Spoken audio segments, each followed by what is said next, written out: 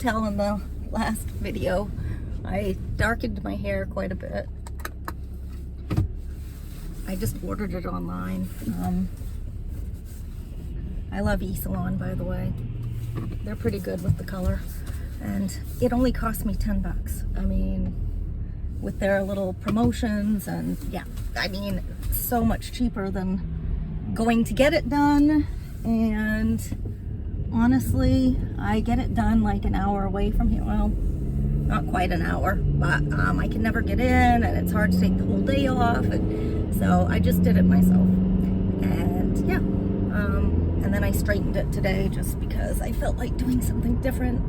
I just feel different today. I'm really trying to be lighter, more positive. I know I was on my little downward spiral, and I was listening to a podcast about, it was called the 30-day, I think it's the 30-day mind cleanse, or the 30-day mind diet. I don't know, mind cleanse, I think, but whatever, by Emmett Fox.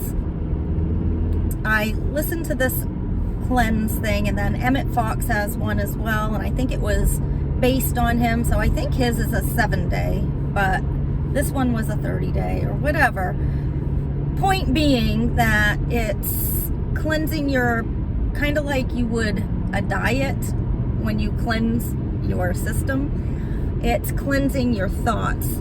So it's really, whenever you think of something negative, it's kind of perceiving yourself as not the person thinking the thoughts. So you're kind of the observer, and then the thoughts that come in, you're like, no, you choose which thoughts you're gonna stick with, type of deal.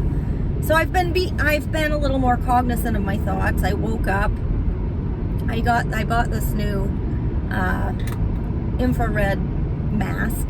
So I woke up, I threw that mask on, I sat silently, and I really quieted my mind, and I really tried to watch the thoughts that came through, and they are often about my daughter and the situation. And so for 2 days, you're supposed to really focus on those thoughts, and even supposed to write down all the negative thoughts so that you can kind of see what the pattern is. But I already know where my negative thoughts come from, so I really need to change that, and I need to switch gears, and I gotta stop thinking of all the fighting against the system, and I really need to let that shit go, because it's not getting me anywhere but upset. Had drafted a letter to the state hospital admissions, and I had asked her dad to please, he's very good at writing, and I feel like he can sort of strip the emotion out of it and be more tactful. And I told him, I'm just exhausted, I'm drained, can you please help me with this letter? I asked him like 2 times, 3 times, and he never did. And I know if I'll give him 24 hours, and if he doesn't respond, he's not going to do it. So I had to do it myself, whatever. So I copied him on it, and I sent it, and I haven't heard back. In my mind, I'm like, they're going to get defensive. They're going to tell me this is the way the system is. The letter was basically, how do I get my kid the help she needs when this system doesn't work, and this is why it doesn't work. So I could get something back defensive, or I could get something back helpful, and I'm really gonna focus on getting something back helpful. I'd like to think that people in this field want to help and don't want to be defensive and rude. So I'm hoping I get a helpful note back, and I'm gonna kind of focus on that. And if not, well, I'll deal with it as it comes. But yeah, I never heard from my daughter. I never heard from any of her providers, which they said they would not be reaching out yesterday at the hospital because they're moving. So they're moving to the new unit. I think I spoke about, they moved to a new floor, brand new everything. So my daughter will have her own room. It'll be nicely painted, fresh, bright windows. They can look outside. They've got a good view. So I'm thinking she's not going to want to leave there. She doesn't like her group home, so she's probably going to stay there. She's going to wait this out, I bet. because I think she kind of likes it. She's comfortable there. So we'll see. Now that she's in her new digs, let's see how long it takes. But so yeah, there's that. I waited till like 3:30 to reach out to the group home to ask if they'd heard anything from the state PNMI lady or anything like that. She hadn't heard anything, so hopefully we get some action today. So yesterday was pretty quiet. I was kind of chomping at the bit, like hoping to hear something from my daughter's dad, because he had some numbers he could have called. I get it, he's probably exhausted again. It's exhausting, this whole thing is. But as I said, lighthearted, hoping for the best, expecting the best, trusting, and I think this is the huge thing. Sorry, I'm looking for my mask. The biggest thing is having faith. So there's a difference between being hopeful and having faith. Faith is knowing, hope is wanting, right? So we've got to have that faith, that inner knowing, and I think I do. I feel like I do. I got to stop being hopeful and be more faithful, is what I guess I'm getting at. Okay, gotta run in. Love you guys. Okay, so quite a bit has happened.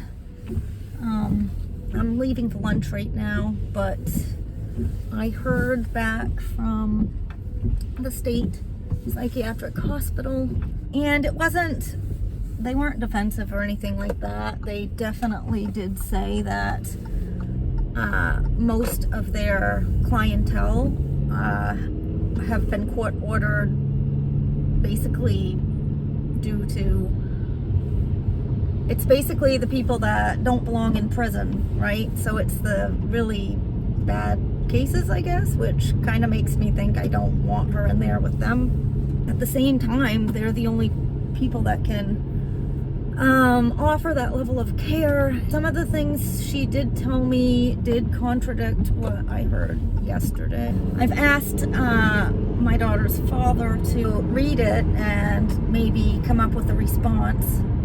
I think he'd be better suited for a response to kind of point out the conflicting information we're getting. And I got a call from the hospital that she's in now, telling me they wanted to discharge her tomorrow, but the group home isn't ready for her tomorrow, so they're going to plan a discharge for Monday. She'll get out, she'll go self-medicate, she'll put herself back in the hospital. I mean, come on, it's what always happens, right? So, but the thing is, I had waited on the whole Christmas thing because I didn't know if she's going to be long-term. There was no sense in getting her a bunch of gifts she couldn't use, and then she'd change her mind and not want those gifts. So I wanted to wait until I knew more about where she was going to be before I bought her gifts. And so I'm not prepared. I wasn't really prepared for Monday. I'll probably have to do her Christmas that next weekend or something, and it's probably just gonna have to be with my mom because my sister and brother-in-law are not gonna drive all the way back up here so soon. So she'll be going back to the same group home because the group home also told me they talked to the state representative who says there is no other placement for my daughter. Well, I'm driving home and I see police car lights. Like, what the heck? Oh God, like literally right in front of my door. I wonder what that's. Oh my God, there's an ambulance in my yard. Okay, I don't know what's going on right now. It's far across the street. I'm gonna park here. Show you guys this, but yeah, in my driveway across the street, there might be a fire or something. So, okay, I'm gonna hop off and I'll have to get on later.